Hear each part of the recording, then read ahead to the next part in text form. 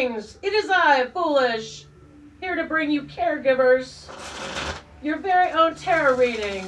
I mean, who does that? Foolish. Foolish does it. Me. That's me. We are going to allow for reverse. I think I can handle it. I think this book is...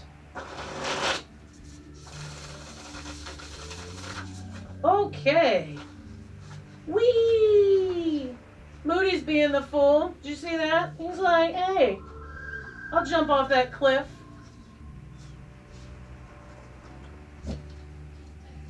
Aim for the bushes. So, funny movie quote from the other guys. Will Ferrell and Mark Wahlberg. Hilarious. Yep. Moody does, I don't know if that's going to be reverse or... Yes. Moody does the pop-outs a little differently. Moody and I have gotten a system. It's not just stuff that pops out. It's also the occasional single. I just need one more. Thanks, Moody. Nope. I'm not taking it. Caregivers, hey, how fun was the 4th of July for people who take care of vets and pets? Awesome, right? Sweet. Ours is still going on. This is 1.75 weeks now that it's going on every night. Every frickin' night. Not that I would, because I'd have to get dressed and stuff, but if you think I haven't fantasized about going complete apocalypse now on my neighborhood, you're incorrect. You would be severely incorrect. Caregiving, right? I had a thought about people, about the difficulty in knowing that your person that you're taking care of or your creature, what is that word for the point in time where this is really your last chance to correct something before it gets super bad? Is there a word for that? Nadir, I think, is a word. I don't know if that is the word, but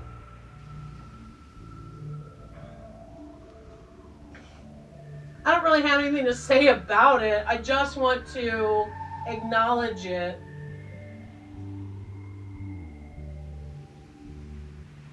Because I think it's one of the most difficult things that can happen during your caregiver experience is that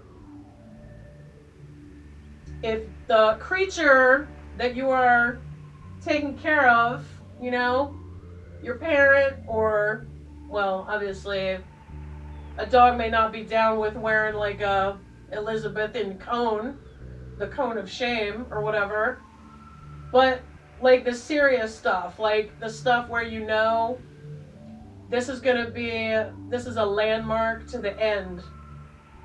Let's just say it plainly. You're on the road to the end.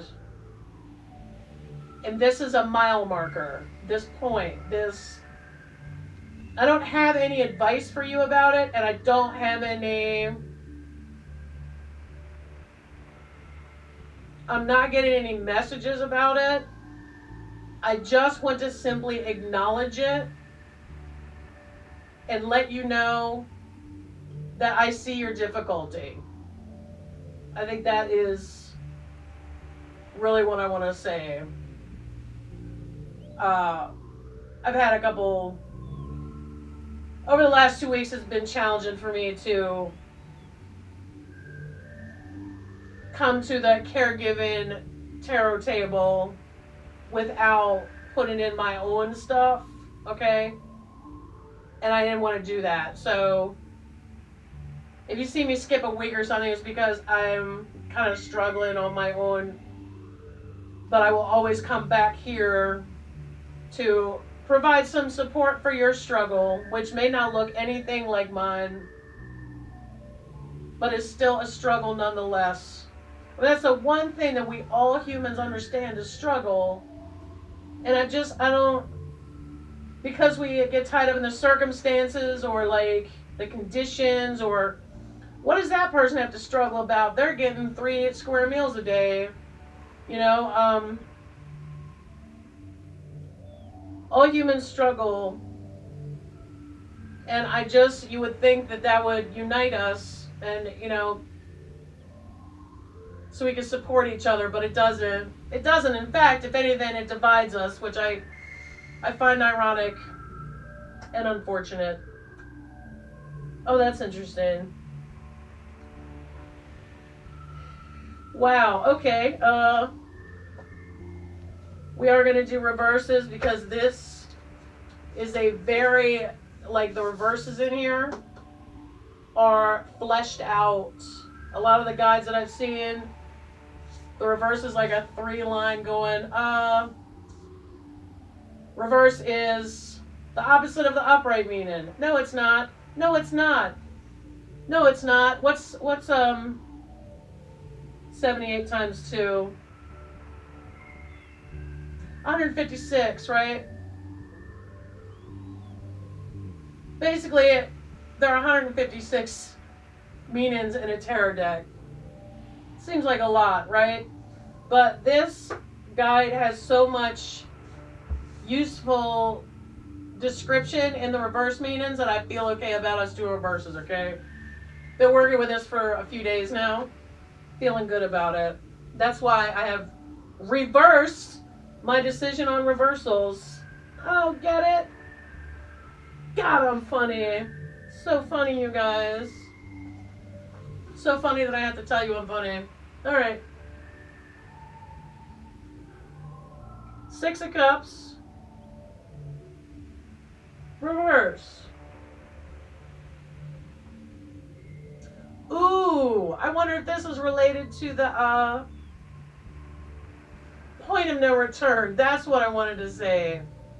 Point of no return. I'm glad I reversed my reversal on reversals, because this says this can point to an unhealthy attachment to nostalgia or a belief that the past was somehow better than the present. Are you wishing things were the way they used to be instead of embracing the possibilities that lie before you? Things the way they used to be, like 6 months before this illness started dragging your person down into the hoary netherworld, right? Medically speaking. Yeah. But then again, like in my case, for example, with the dragon scale, it had to get so freaking bad. So bad. So bad. Miserably bad. It had to get to a horrible point before it could be treated, before it could be identified and treated, identified beyond a shadow of a doubt. Because them insurance companies, they can be shady. I know that's not a shock to you, but they're trying to not be shelling out money. I get that. But mine had to get so super bad. But because it did, I found the help I needed. And I think maybe this card is trying to say that that's still a possibility. If your loved one, human or otherwise, is taking a dramatic downturn, sometimes whatever's wrong is so exaggerated that you can finally get help for it. That's what I hope for you anyway. And I don't really do hope. I don't think hope is a plan, but at the same time, I want pleasant things for you, especially you guys. You guys, you're not on the struggle bus. You're on the struggle island. He is attacking sticks with a stick. Do you know what this reminds me of? That meme that says, "I'll beat a motherfucker with another motherfucker." Every time I see this card, I think of that. Reversed. Can suggest you're letting your anger get the best of you by acting defensive and hyper-vigilant about your beliefs when challenged. It can also point to feeling defeated, as though standing up for yourself is pointless. Instead of lashing out when provoked, you may tend to internalize your anger and frustration. If this is the case, consider journaling about your feelings and then having a conversation after you've had a chance to calm down and assess the situation. Your emotions are valid and deserve to be expressed. For sure. Yeah, maybe expressed in front of a camera. I mean, obviously don't violate any HIPAA. You know what I'm saying? Or even put together like a PowerPoint situation. Can you imagine if you could talk to other people that were caregiving? Just imagine. Just the stuff that you learned. I mean, I guess you would have to be careful with it, like details, like if you were to like talk smack about a certain hospital or something, like they could. But just like the emotional part of it, I don't see why that would be, a problem. You can't really sue people for having some fifis, right? Blogging. I wonder if there's any caregiving blogs where people are just like, yeah, I had to change my dad's diaper twice today, and I'm horrified. That's the stuff, man. That's the stuff. And those memories, they can stick with you for a lifetime. A lifetime.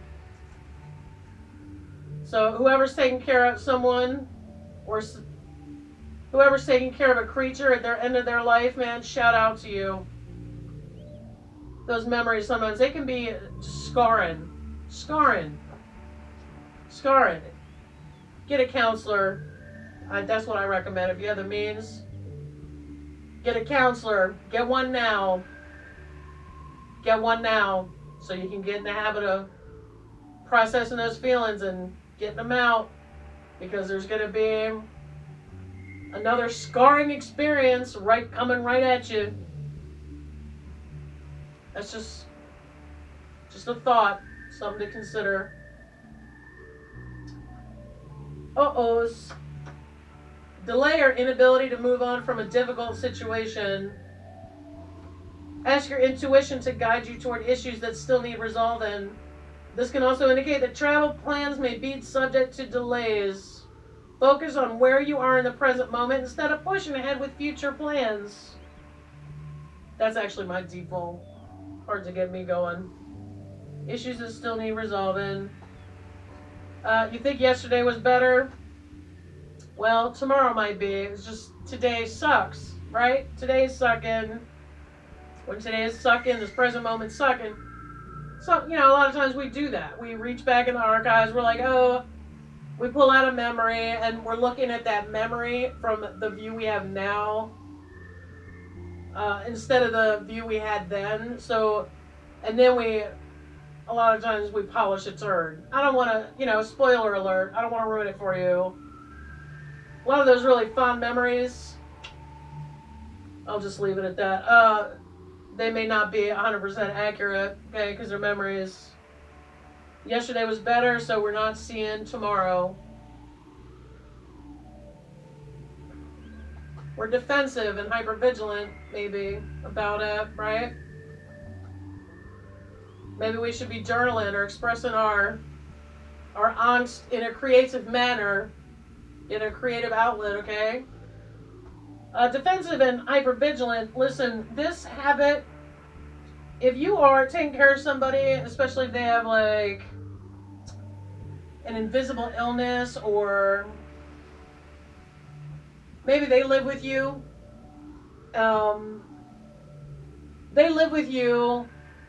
They rarely get visited by any of their other kids. Let's say the other kids don't believe you, but you live with it. You're like, man, listen, uh, our parent tried to burn down my house, you know? And they're just like, oh, you're exaggerating, whatever. That can also add to this. And then also, I'm not making excuse, I'm just saying, don't beat yourself up for feeling this way. It's totally understandable. Feeling defensive and hypervigilant, especially if you're not getting a lot of sleep, right? I mean, who's the caregiver to the caregiver, right? Who's the tertiary support? That's why I said consider getting a counselor, right? Don't wait till the very bitter end. Let's get in the habit of having someone you can talk to, because you're going to need it. Dealing with medical professionals that also don't, maybe they're not trying so hard. They're like, well, your dad's 70. Who cares, right? He's going to die soon anyway. Enough of those. That can make you defensive and hypervigilant. Thinking about yesterday, because we don't see any good possibilities for tomorrow. Maybe hypervigilant and defensive, creative outlet, and I added my own thing, get a counselor if you can. Delayed travel plans. Inability to move on from a difficult situation. So I also say creativity and counselor, right? Now we have King of Cups here. And we are currently invalidating his feelings, his fifis. Emotional stability and empathy. That's this guy. Hey, this is fascinating. King of Cups can represent a person who embodies the qualities of empathy, compassion, and emotional intelligence and takes action to uphold their boundaries while being mindful of those around them. That person may be you. Probably. This card also represents the energy of a situation that requires a setting of boundaries and expression of compassion.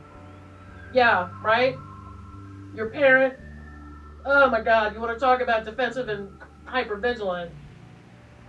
Especially if your parent is snarly, stubborn, or, maybe have some cognitive, they start out with a new slate every day. So you keep having to repeat the same thing. No, no, no, no, no. That's setting boundaries. But you're doing it out of compassion. Compassion isn't sympathy. It's doing what's helpful. That's two different things. Allow yourself to rely on the presence of support and emotional stability through tough times. Counselor. You're in a position to support others and provide guidance. Other caregivers. Was I talking about starting a blog? I was. Or a YouTube channel. Come on board. We don't care if you have Cheetos in your hair and no makeup on. We don't care, dude. Nobody cares. We only care about what you have to say. Others may look to you for leadership in a creative project. Creative projects. Right? Creative outlets. Oh my God. Well, do you hear what I'm saying about the reverse meanings? And hopefully I'll be able to use this for quite a while until the author of this book realizes what I'm doing and then sues me for copyright whatevers. But you see how the reversed actually takes up more room than some of these upright. This is a great book. If you're doing tarot, this is a great book, and the way that she treats the reversals, the way she treats the uprights, it's not just some dismissal. It's not just some, oh, well, everything the upright said, nah. 3 of Pence. I have been seeing this a lot lately. Today it's reversed, so that's fun. burnout, lack of confidence, right? I don't know what, honestly, I cannot think of, the only other thing I can think that can burn you out, like caregiving, especially if it's a long-term arrangement and you have limited help and just having to deal with the emotions of dealing with like a loved one and just watching their decline, is being chronically ill. And that's why you two groups are flying under the foolish banner, right? But I also haven't experienced a lot of other stuff, so I'm just gonna say I know for sure it can be an opportunity to get burned out. Suggests a lack of confidence or overwhelming fear of taking your work to the next level. Time to step out of your comfort zone if you're serious about growth. You may also be feeling burned out. Remember that taking a break won't hurt your career. Taking a break won't hurt your career. In this case, I'm considering your caregiving a career, okay? Because it almost is, it's a job you can't really quit, right? And it has way more hours than a regular 9 to 5er. Allowing yourself to rest will re-energize you, so don't push yourself so hard. That's one of those things I would say, you know, if you mixed up people's horoscopes, sometimes like a Leo can read a Pisces horoscope and think it's theirs. Like if you took all the name off of it. That's one of those things, but that doesn't make it any less true. Allowing yourself to rest and recharge is only going to help you. It is. That's true for anything. And we keep having to say it, and I keep seeing it everywhere, is because people aren't hearing it. People, they feel like they can't stop. You know? And that's not helping anybody.